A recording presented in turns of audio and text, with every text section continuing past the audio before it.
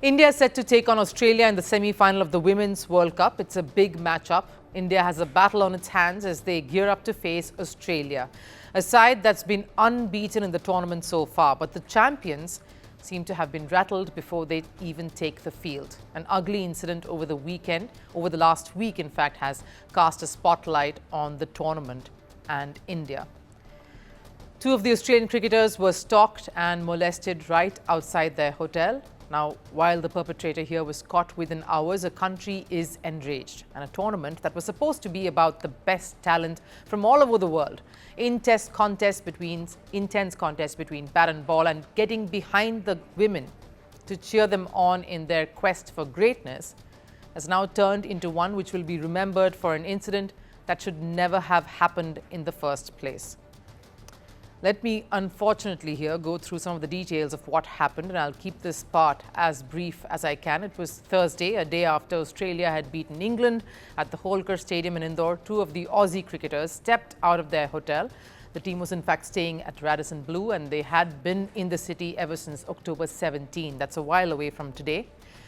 That's owing to their tournament schedule. So safe to say the cricketers here in question knew a little bit about the area decently well around the hotel and were visiting a cafe that they were already familiar with. The time was 11 a.m. It was right in the middle of the day. But within minutes, the team manager gets a distress signal, a live location alert, and a text saying they are being stalked and a man on a motorbike was trying to grab them. The team officials swung into action and sent a car and assistance. A bystander, meanwhile, has noted down the bike number. A case was registered moments later. The Madhya Pradesh Cricket Association here also stepped in to help, and the police made an arrest. Someone with priors, theft, robbery, and they did so within 6 hours. But the two women athletes here who were assaulted, shaken, disturbed, and from the accounts I heard, terrified. CA can confirm two members of the Australian women's team were approached and touched inappropriately by a motorcyclist while walking to a cafe in Indore. The matter was reported by team security to the police, who are handling the matter. The machinery in Indore that responded seems to have been immaculate and thorough.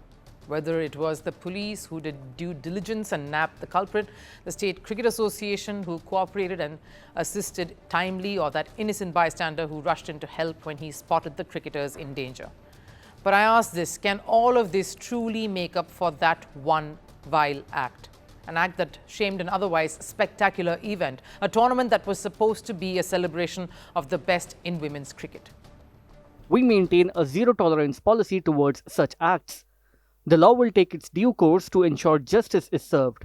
We will also review our existing safety protocols and strengthen them further if necessary to ensure such incidents are not repeated.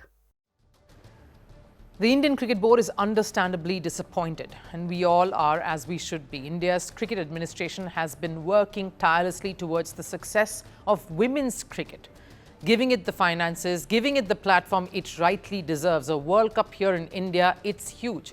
And this tournament was supposed to be the jewel in the crown. Not a tournament that will now be remembered and marred by this one disturbing incident. And it's not just the BCCI. India's cricket fraternity is angry. We are famous for Atithi Devo Bhava. To hear of this is very, very sad. It is without question a heinous incident.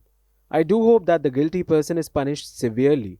You lock him up and throw away the keys. That's the only way, I think. On one hand, you have a country, India, which is scaling great heights, winning medals, forging paths where we hadn't in the past, charting new avenues, all in the quest to build a thriving sporting ecosystem. We dream to host an Olympics event, and then something like this happens, and in a city that boasts of being the cleanest and one of the safest in the country. The math isn't mathing, and if this still doesn't enrage any of you, the next clip surely should.